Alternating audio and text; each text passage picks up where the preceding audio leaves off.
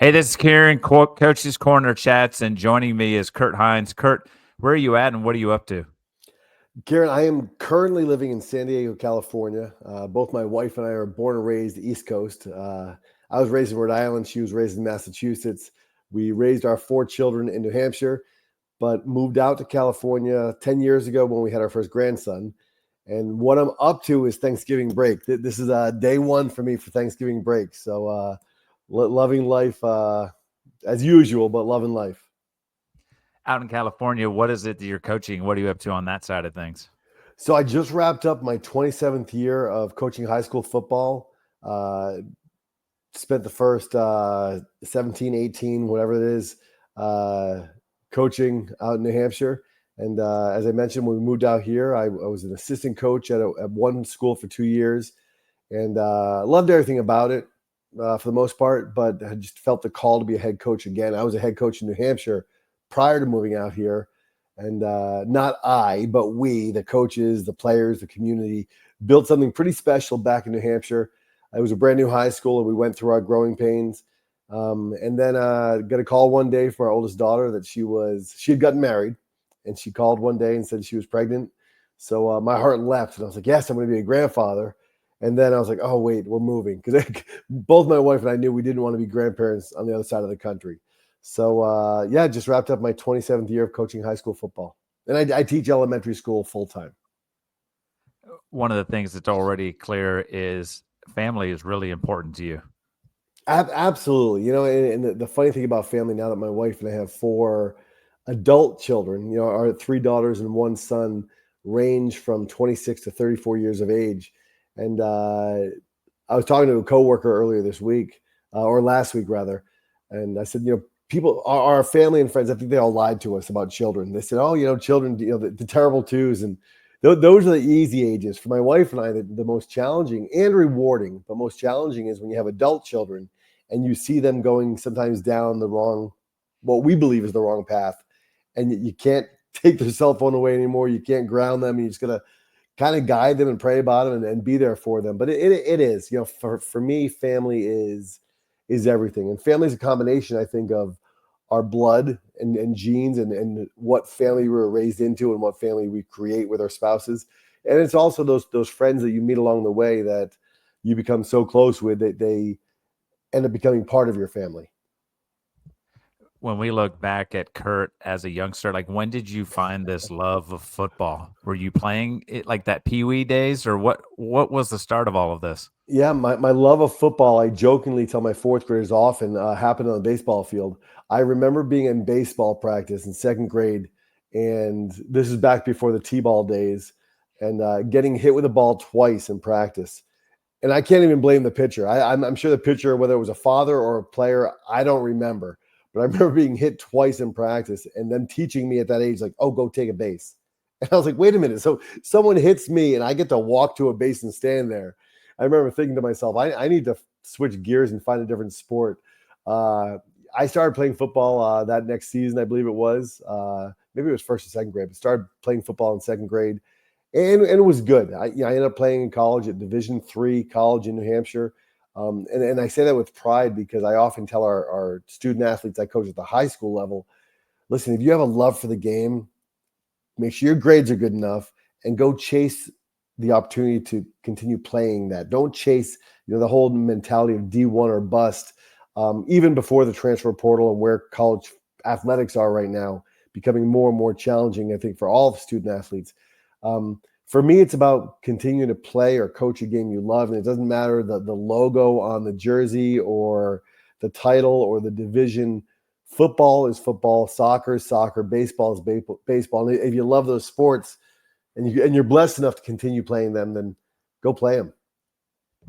When you look back at your experience as a D3 football player, was that some of the things that you remember? What are some of the good memories that you have of that college days?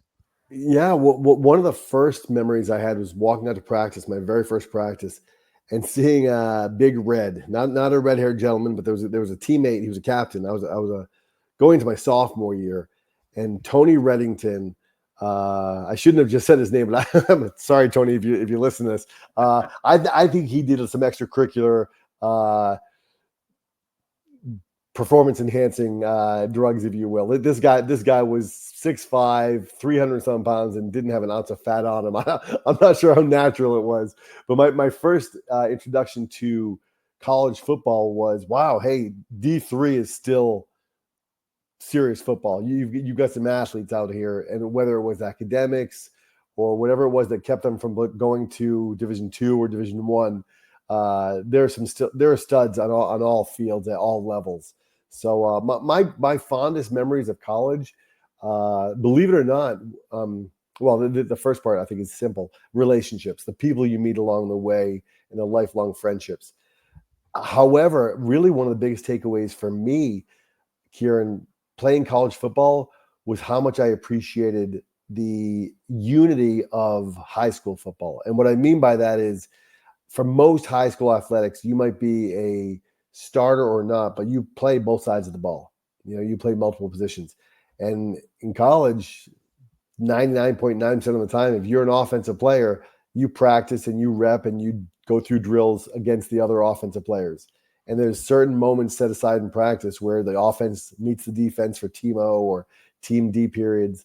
But I remember having even a greater love and appreciation for what the coaches blessed us with and put us through in high school, because college was just a different beast. It's more of a business. Even back then when I went, I'm dating myself here. I'm 53. I'm not afraid to say it.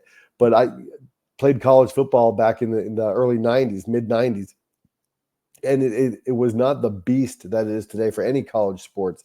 But even back then, it's a business, and it was a lot less of, hey, who are we as a team? And it's, hey, next man up, like who can we put in this position to help us win, period.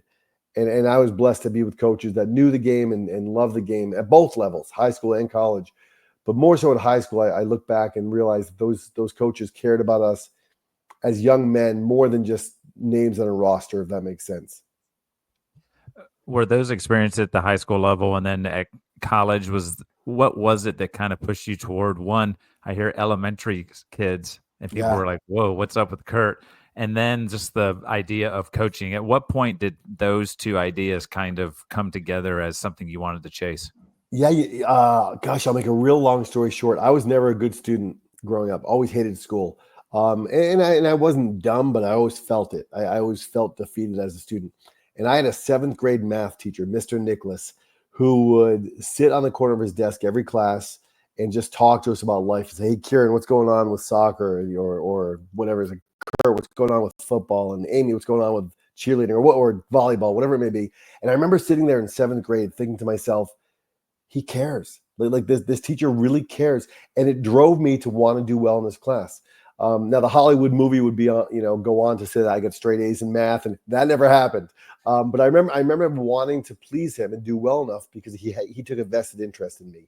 So that was really a paradigm shift for me in 7th grade, that I thought to myself, hey, maybe I'll become a teacher. And I remember sitting in class. I had that thought like it was yesterday, and not outwardly laughing at myself, but laughing at myself, thinking, you're the worst student I know. Like, what do you mean you want to be a teacher? But I went to school for elementary education. It just so happened that one of my high school football coaches owned a daycare center that was literally just 200 yards down from my house where I grew up. So I started working there, and a name I do remember I won't say, although I don't even know if she's still alive. But there was an older woman than I working there, and I remember there was a child, probably 2nd grade, that was not being cooperative or not behaving the way that she wanted. And everyone else was getting ready to go outside for a recess period. And she said the young man's name. She said, you stay in here and you read. And I remember thinking then, I was in high school at that time, but thinking to myself, wait a minute, so reading's a punishment. And I was like, there's got to be a better way to connect with children to then say, hey, you weren't behaving the way we wanted you to. You go sit down and read. And I think that poor child probably for the rest of their lives hated reading because they saw it as a negative. So I knew from an early age I wanted to become a teacher. What I didn't, and sports was my passion from playing hockey back east and football, but I didn't really think about coaching until I believe it was my sophomore, junior year in college. I had a professor who just said to the class, there's a middle school down the road looking for volunteers for their special needs flag football team. And I had always had a passion for working with children with special needs. And I jumped at the opportunity. And there was a young woman, very first practice, don't remember her name. I wish I did, a girl with Down syndrome. And we were standing probably about 4 yards apart, not even 5 yards apart. And I was tossing a football to her underhand, and she dropped it time and time and time again. And it probably wasn't until the sixth or seventh time that she caught the easiest underhand pass ever. And her whole body and eyes and light and aura changed. Like she lit up like she had just caught the winning pass for a Super Bowl. And that was for me another paradigm shift where I thought, wait a minute, why had I never thought about doing that? Like combining my love for working with children and my passion for football together. So finished up college. Actually, maybe it was my senior year that I had that experience. Either way, finished up college and went into teaching elementary education. And my fourth year into teaching, my wife and I got married young. We got married at 22, had children right away. But my fourth year teaching, I reached out to a local high school football coach and just said, hey, I'm looking to get onto a staff. I'm not looking for a paid position. I'm not looking for any title. I'll hold bags. I'll fill up water, anything to get my foot in the door. And Mike Beliveau, the head coach at the time, said, hey, let me stop by your classroom. If you don't mind, I'll bring one of our team managers with us. I thought nothing of it. He shows up to my classroom with the young man named Matty, team manager who has Down syndrome. And I was like, oh, that's kind of I don't want to get preachy to you or your audience, but my faith for me means everything. And I was like, oh, that's kind of a little God thing, or call it what you want. But I thought it was a coincidence at the least. And it just so happened that they were not only looking for a coach, but they were looking for a full-time paid freshman coach. So I hopped on that staff for 7 years, and I was very blessed to coach under a man that knew the game of football, but more importantly, knew people. And I learned, in my opinion, the right way to do things in that he didn't talk about servant leadership. I don't know if that was even a buzzword or phrase back then, but he did. He got to know his players. He got to know what made them tick. And he was a great mentor to coach under for the first time, and I still keep in touch with him to this day. And the only reason I ever left that program, I was there for 7 years. At the end of every season, he would say, "Hey, Kirk, come on up to the varsity." And I was like, "Nah, I'm good, Mike." Like I didn't even have aspirations of being a varsity coach. And then one day, I get a call from the head coach in the town my wife and I were living in, neighboring town, and the head coach said, "Hey, we've coached against you for years. We'd love to have you come to our program and coaching our staff, but maybe even coach your son someday," because our son at the time was in middle school. So I jumped at the opportunity there, and within 2 weeks, I was done. I told my wife, I'm going to honor my commitment and finish my time here, the season. But I was coaching under someone that used people as pawns, wasn't using the game of football to empower people, but was using people to kind of fulfill his lost dreams or whatever it may have been that happened in his past. So my wife said, "Hey, what about applying to be a head coach at Bedford High School?" She was working there. It was the first year it was ever open. And I said, "Jill," she's my best friend. But I said, "Jill, I've been a freshman coach for 7 years, a varsity assistant for 2 weeks. I don't think I'm ready yet." And she's like, "What do you have to lose?" So she was right. And I applied for the job. And first interview went well, I thought. Second interview, I was with the principal and the athletic director. And they said, if you get the job, Bedford, New Hampshire is a very affluent community. A lot of business owners, doctors, lawyers. They said, they really expect success. How long if you get the job before you're in the playoffs? And I really don't think I'm arrogant. I truly don't. However, I look back at my answer. I'm like, maybe I was.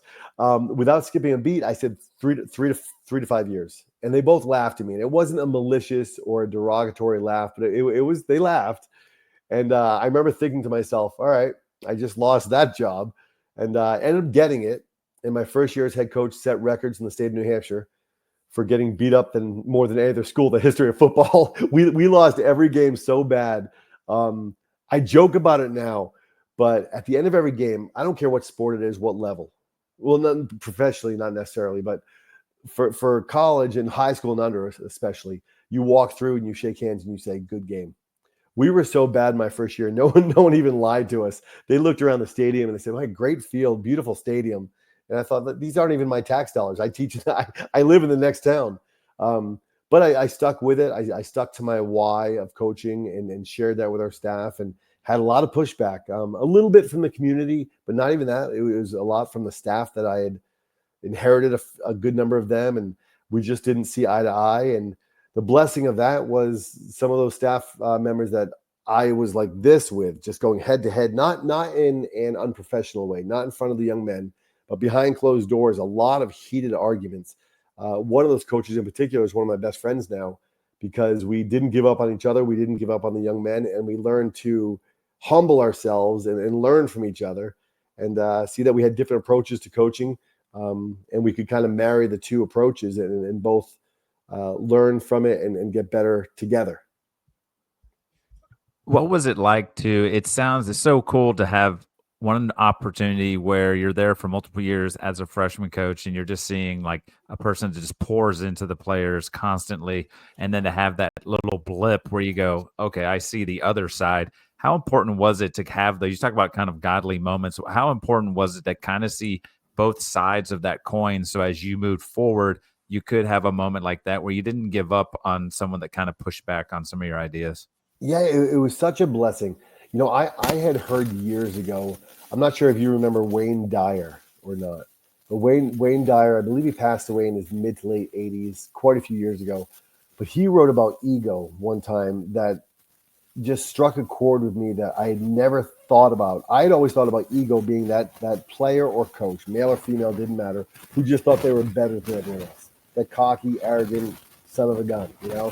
And the way Wayne Dyer, and I have to make sure I give credit to even his past. I'm not this smart enough to come up with this, but he talked about ego being anytime we EGO, edge God out.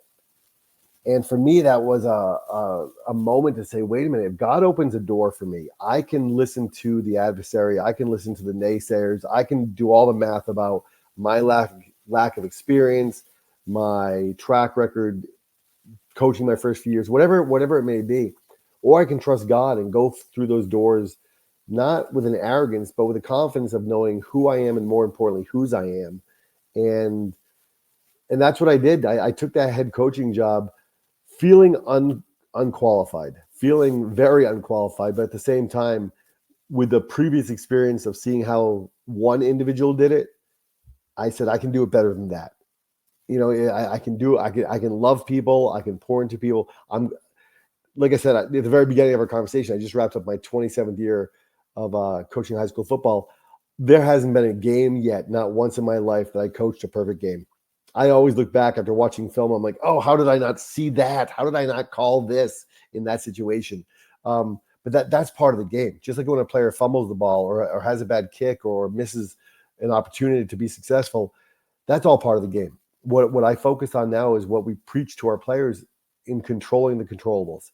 I can control my character. I can control how I pour into a young man or a young woman when they're doing well. And when they mess up, whether it's in practice, the classroom, the locker room, the weight room, or in a pivotal moment in a game, I can control how I still pour into them. And do I tear them apart and berate them and embarrass them in front of their peers and maybe their parents? Or do I pull them aside and look at them and say, hey, breathe, slow down. It's okay. Let's go on to the next play and let's get back on track. And for me, that's the greatest thing about coaching, if done correctly. And this is the gospel according to me. I often say I'm an expert in nothing, which I really am not an expert in anything, but I'm passionate about most things. Coaching for me is an opportunity to bless, serve, and empower others. And along the way, we're going to win a lot of games if we stay in it long enough. And by example, if we stay in it long enough, we're going to lose a lot of games. But even in those losing games, losing seasons, we can still build champions on and off the field. And the scoreboard doesn't always reflect that. Very rarely does it reflect that. But in the lives we touch, we will get confirmation from parents, from loved ones, from those players here and now, and sometimes years down the road when they come back to us and say, Coach, you may not have known it, but man, you really helped me through these dark times or whatever it may be. So that's for me, that's what it's all about. It seems like as you go through experiences, even in high school, you were constantly kind of reflecting and always observant and the idea of connection and relationships is really important to you. Is that something that was like modeled at home, or is that something that you've kind of like, where did this kind of recognition of connection and relationships come from? Yeah, I can say this now without breaking down in tears, having you have to pause this and delete about 5 minutes of just me sobbing uncontrollably. My mother and father, my mother's still alive. My father passed away about 2 years ago. And my father, similar to the Mike Belleville, the gentleman I talked about first coaching with, I never heard my father utter the word servant leadership. But he was a blue collar, hardworking, loved my mother and my siblings, and I was on the middle child of three, younger sister, older brother. But he was always serving others. He was always, and my mother was as well. But my father, whether it was a stranger broken down to the side of the road, or him saying to my brother and I on a Saturday afternoon, like, hey, after practice, we get to run across town and put together some beds for someone. And we'd be like, for who? He said, well, you don't know them, but I heard someone else mentioned they need help. And my father had leukemia the last 14 years of his life. And the coolest thing for me was, I think this happens for a lot of us, any of us that have lost parents, my father was black or white growing up. It was either black or white. And if you disagreed, that's okay. You were wrong, but you disagreed. And there was no middle ground. And he had a certain way of doing things. But as time passes and as we mature and we start having children of our own and reflecting on how hard parenting is, you think, all right, my parents aren't that big of idiots. Maybe I was the one kind of giving them a hard time. My father, through his later years with leukemia, as his health deteriorated more and more and more, I saw him become more and more loving, and he was always loving, but he was always hard to the core. And I saw him become more patient with my mother, because my mother's health has always been really, really bad. She's my mom. I love my mother. She won't listen to this. Always drank. She was I think both my parents were high functioning alcoholics. They were never abusive. They were never. They were always present. They always came to our games. They were always there. But I don't remember seeing them without drinks in their hands. And my mother was never active. Now, my father always drank, but he was always active also, golfing or playing basketball. My mother's health was never great. So my father, even through his own health challenges, I saw him serving her more and more and more. And he was doing everything around the house, from the cooking to the cleaning to the shopping, just everything. So it was a lot of the experiences I see myself doing now came from coming, just being raised by two God-loving, God-fearing parents. So you go through that first year, not a whole lot of success, it sounds No, like.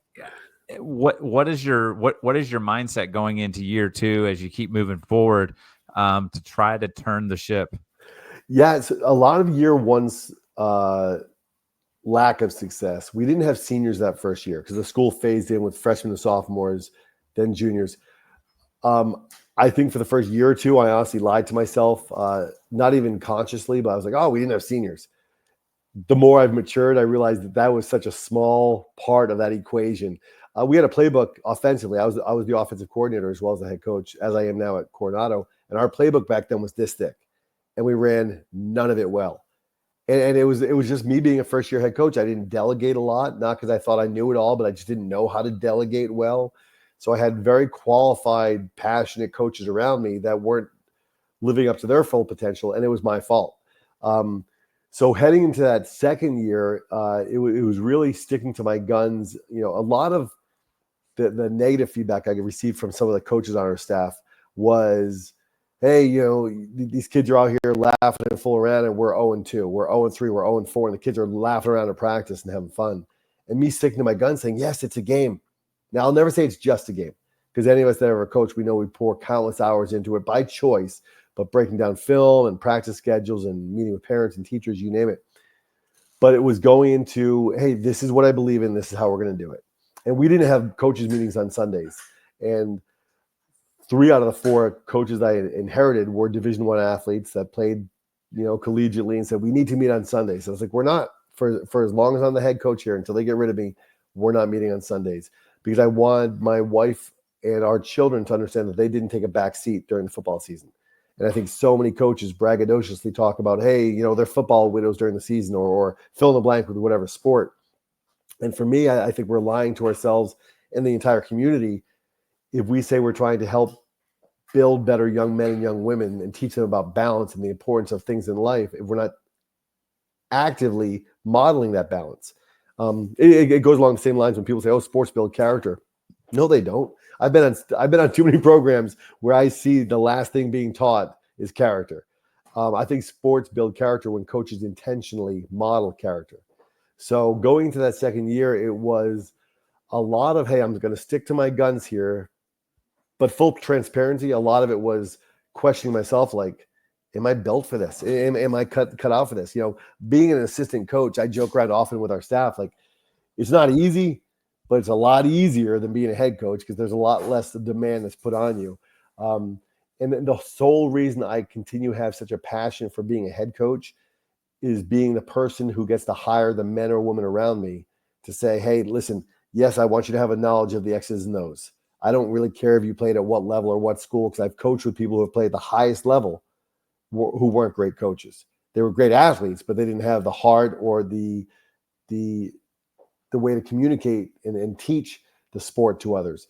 So for me, being a head coach, one of the greatest challenges and blessings is being able to interview and select the people to coach with us, and then help them to hopefully become greater coaches than they ever thought possible. And that's a whole other task in itself, because sometimes there's a lot of egos in coaching for all sports, and people don't want to change, and they don't want to hear that the way they're doing things, and I won't say are wrong, but wrong for us.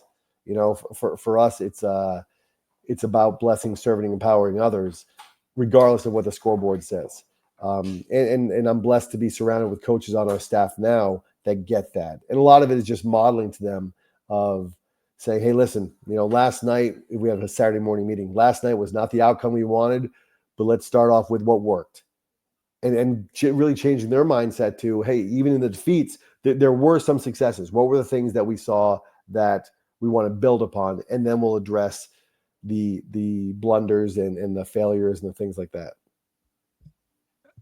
Was there a moment with that new school and kind of building from that first season on? Was there a moment when you look back and go, yes, it's clicked. Now I feel like things are in line and we're starting to kind of trek. I know you talked about, I'm not perfect, but is there a moment you kind of look back and go, I see what my coaches are pouring into the guys. We're doing that. Now we're executing. They're starting to catch on. Yeah, it was actually, believe it or not, so we were in New Hampshire. I know every state's different, but Division I's the highest, then 2, then 3, then 4. And we had gone to the Division 3 state championship. So we had a very successful season. This is my 4th year as head coach. We went to the Division 3 state championship and lost.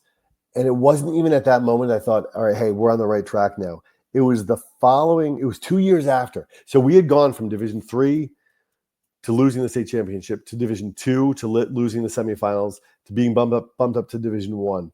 And it was in that Division 1 loss, the season opener.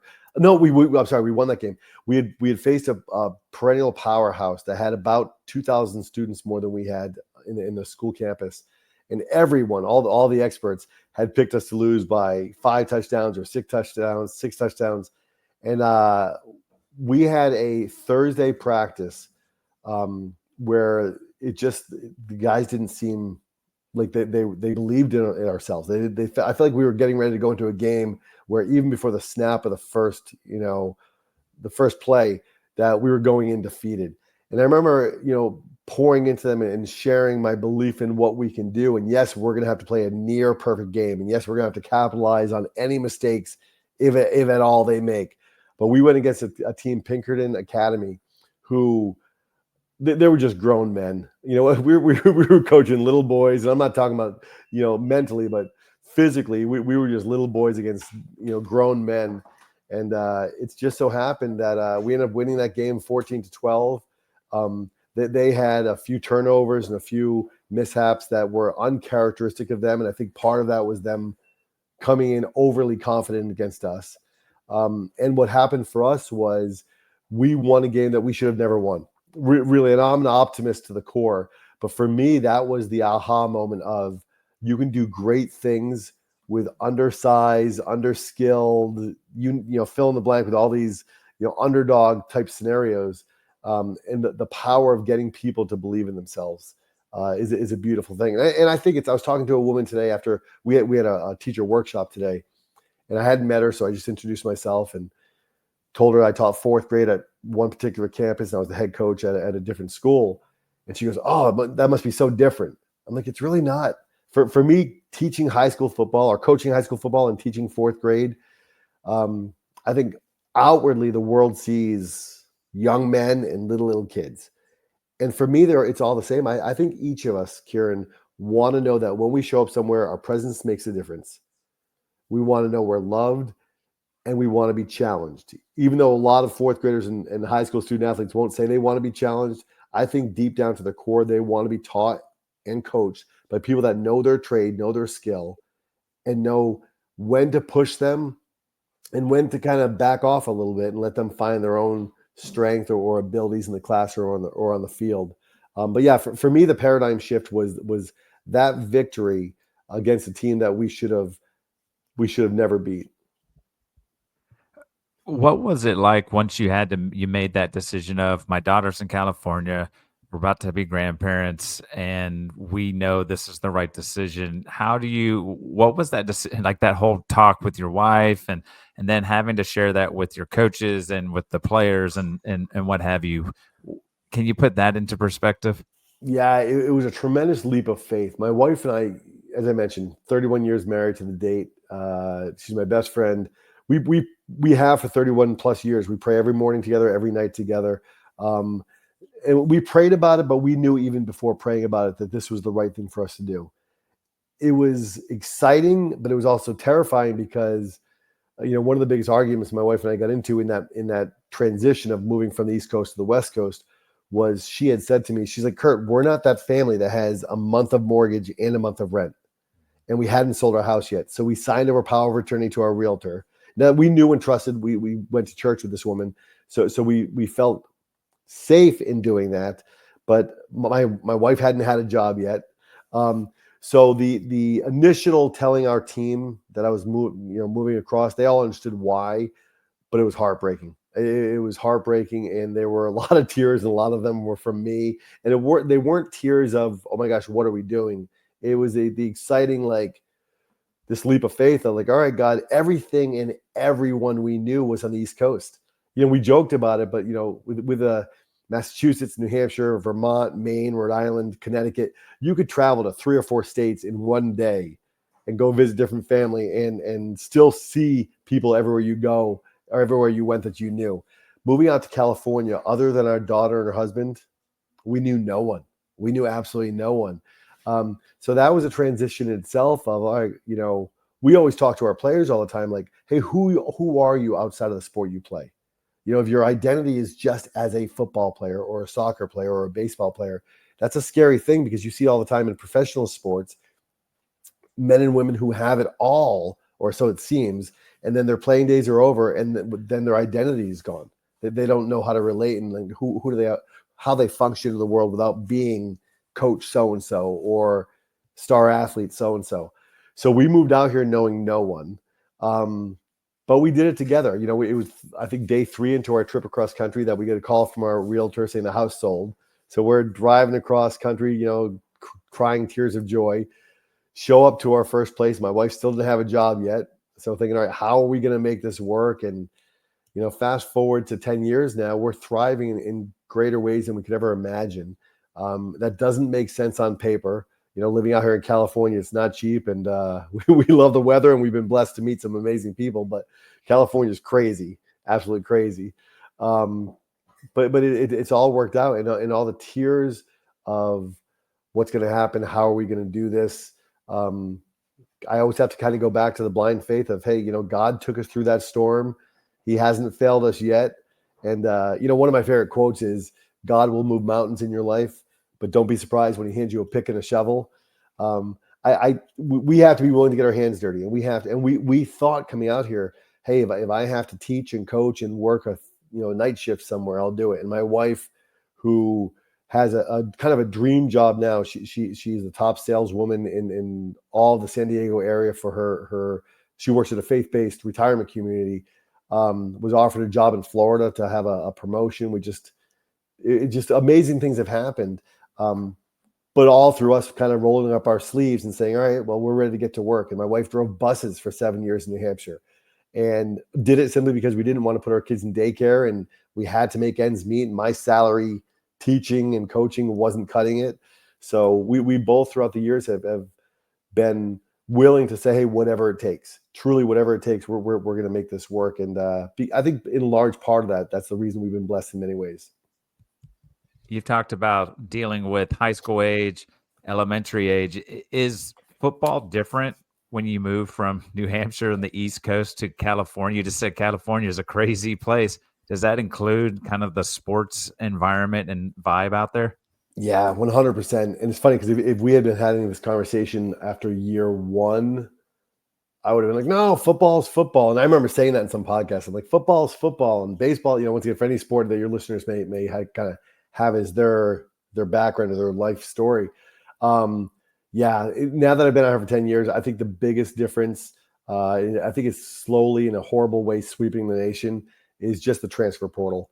We see players transferring all the time from one town or one team to the next. And back in New Hampshire, when I was the head coach at Bedford High School, if I went to a Pop Warner or youth practice and saw this little fourth grade stud running around, there was a 9.9 out of 10% chance that young man someday would be in our program and be playing for us. And here we have players transferring all the time. And I think it saddens me because I think so often what some of the beauties for all of us in life that have been through stuff that are, and I'm not knocking anyone in their early 20s, but I think once you get into your 30s and 40s and 50s, you realize that a lot of our growth comes from facing challenges, not running from them and not just going where the grass is greener, but watering our own grass. And I think you look at the landscape of college sports, especially, and players who aren't starting, instead of like 15 years ago, hey, keep hitting the weight room, keep fueling your body and doing the right thing and your time will come and earning that. They just enter the transfer portal now.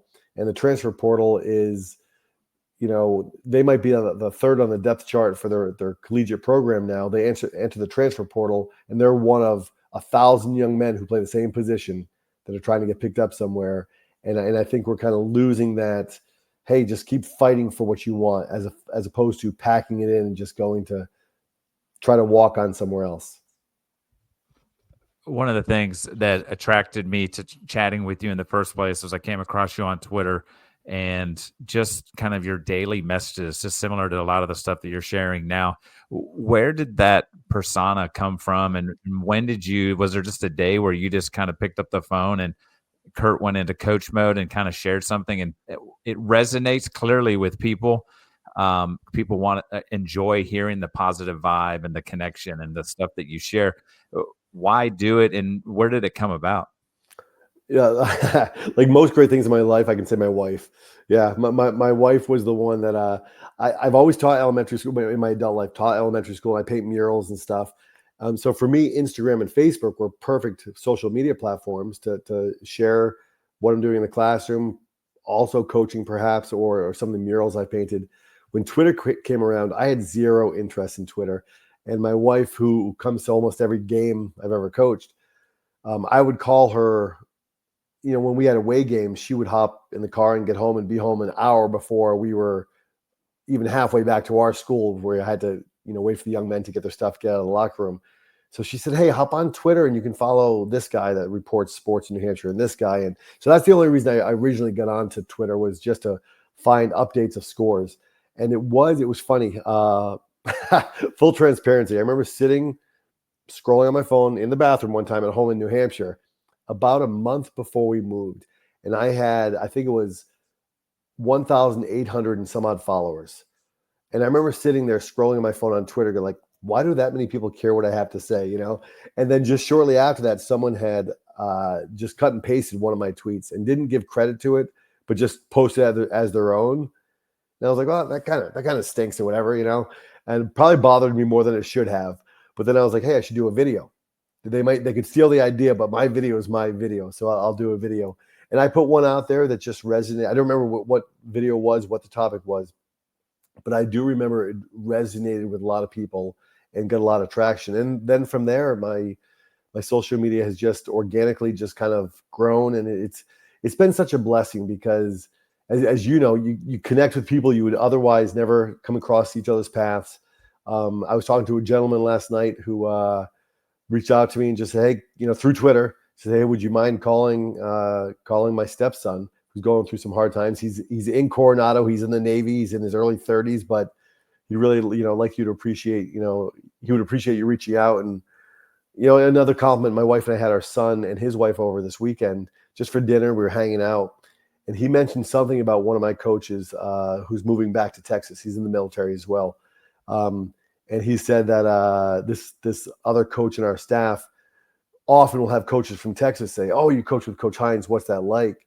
And I'm paraphrasing, but my son had told us that he said, oh, yeah, no, Coach Hines is the exact same way that you see on videos. That's who he is in the coach's office, in the locker room. And for me, that's one of the greatest compliments, because I think too often, and I know I'm guilty of this as well, but I think too often we post our successes and highlights on social media, not trying to be fake, but that we post the things we're happy about and proud of.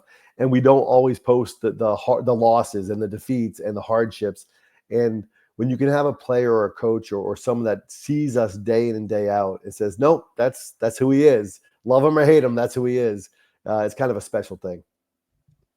You've mentioned your wife as best friend, and then I've heard her be almost the spark for a lot of your things that you like. Why don't you go for that job? Why don't you check out Twitter? Why don't you? She is always at games. How important has she been on your coaching journey in terms of keeping you just rolling?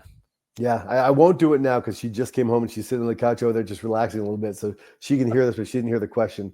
Um, it's been life-changing. It's funny. I'm not sure if you've heard this saying before, but it says, the man is the head of the household. Well, yeah, but in a happy marriage, the woman's the neck, and she directs the head where to go.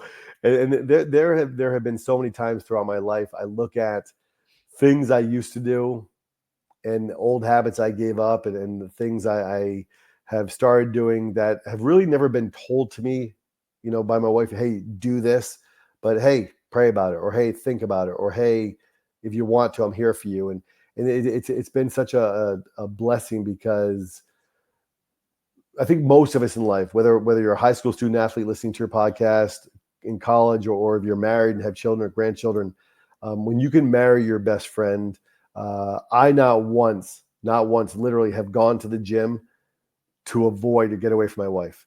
I've never been on a guy's trip with a bunch of friends and heard them bad mouthing their wives, and they don't hear me. And I think you start to gravitate towards like-minded people. And I don't want to be around other men that bad mouth their wives.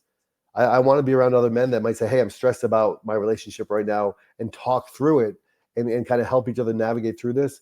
And I know it's the same for my wife, because she's been in different industries before. She worked in a wedding banquet restaurant type setting before, where she loved a lot of the women she worked with. But she said, man, when we were in back plating up food for the people at the wedding or whatever it was, she's like, the number of conversations I'd hear people bashing their husbands. And I think, man, life's too short, and we're fortunate that we found each other in a time where we both needed each other. And still to this day now, with adult children, as we touched on very briefly at the beginning, when you see them living their own lives, and sometimes it's the most heart-filling, heartwarming thing, and sometimes it's heartbreaking, but to be able to go through those highs and lows together, it's powerful. One thing that's popped in my head is you're clearly successful at what you do coaching wise. Has there ever been part of you that's thought about, maybe I try the college level or go beyond high school? Yes, but just for brief moments. And it's really been from when my wife or friends, family friends, said, hey, you think about coaching college? And then it goes back to my why. My why for coaching is to bless, serve, and empower others. Do I think I could be successful in college? Yes, I still have my doubts. I still know what I'm really good at in coaching. I know where my weaknesses are. Do I think it would bring me more fulfillment and joy? 100% not, because I know that collegiate coaching, there is no off season. Now we talk about that right now. You know, if you were to ask my wife, she'd say, "Well, there's no off season in high school." Well, the off season for us is we go from 6 days a week during the season to 3 days a week during the off season, and I'm home by 6 p.m. on those 3 days. Collegiately, you're on the road scouting all the time. You have a losing season depending on what level you're at, and you could have a 500 season and they could fire you right there and then. And one of the greatest things I heard from a fellow high school coach out here who's now coaching collegiately very successfully. He and his wife don't have children yet. I don't know if they ever choose to or not, but he said he fell into the trap of always chasing logos. And what he meant by that was if he was coaching at this level in high school, he thought, man, if I coach at this level in high school, I'll be a lot happier. And man, if I could ever go to JUCO or a Division III or Division I, and now he's coaching Division I college, and he's a great man. So I really hope he's happy. But people have different whys, you know. And if your why for coaching is to pour into others, it doesn't matter what state, what level you coach at, you can make a difference in people's lives. And one of the things I love about it most is this is heartbreaking, but just this year alone, this past season, I knew of, out of the 74 young men in our program, I knew of 5 whose parents were getting divorced just this year alone. Now that's the ones I know of that felt comfortable enough and to say that to me, and I was able to pray with them and kind of help navigate a little bit through that challenge. I think, you know, coaching high school sports, they're in such a pivotal time in their lives where they're young men, but they're not really. And what I mean by that is they're living at home with mom and dad. Mom and dad are paying their bills, and mom and dad are putting food on the table, and mom and dad, from most of them. And I think we have the opportunity to really make a lasting impression, and especially now where, as we mentioned several times, the landscape of college sports, where it's such a blessing to have someone in your program for 4 years. And that's not guaranteed anywhere. In the college realm, sometimes it's just one and done. People just come and go, and they're always chasing something bigger and better. So to answer your question, no, I have zero desire to coach collegiately. If it were ever presented to me, I've had several opportunities through Twitter where people have said, "Hey, come move out to Georgia, and we've got an opportunity for you." And that was a dream coaching job, the money and everything, but it was going to take us away from family and friends out here. So we prayed about it, and it just didn't feel right. So if that door were ever to be opened, I'm not naive enough or arrogant enough to just close the door and say, nope, not doing it. I would pray about it. But for me, right now, I'm living the dream with my wife where we're not living paycheck to paycheck. We still rent. I don't know if we can ever afford to buy out here in California. We still rent, and we're paying way too much for rent. But the amount of time we have together and have to go do things with our children and do things with our grandsons or family friends and people we've met, I think I would lose that if I went to go coach at the collegiate level. I don't think it would be nearly the same amount of quality time doing the things I love the most with the people I love. Last little question I want to ask, and then we'll shut this thing down, is have any of your kids gone into coaching? Have they kind of followed dad's suit? Yes, I love that question. So yes, my son, our son, just wrapped up his 3rd year coaching with us. And the coolest thing about that, Kieran, is back when we were all living in New Hampshire, I was the head coach in Bedford, and that was the neighboring town to Goffstown of where we lived. And I had to coach against my son's team his junior and senior year during homecoming. Now, back, and I remember like it was yesterday, you know, the local papers and news stations did articles and little news segments. And there were great moments, 2 games I'll never forget, heartbreaking games, but games I'll never forget. And to have him on our staff now and to see him grow and have both he and his wife, who've been married for 2 years now, to talk about the change that they've seen in him and what that's done for him.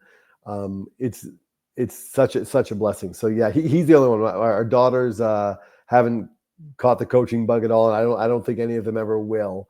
Although our middle daughter does she loves weight training and cycling, and she does a lot of classes with that. So it's coaching in some realm. But no, our son Brockton's the only one so far. Kurt, this chat has been awesome, and that is a great way to shut this thing down. This is Kieran with Coach's Corner Chats with Kurt Hines, and I'm out. Peace. I appreciate you.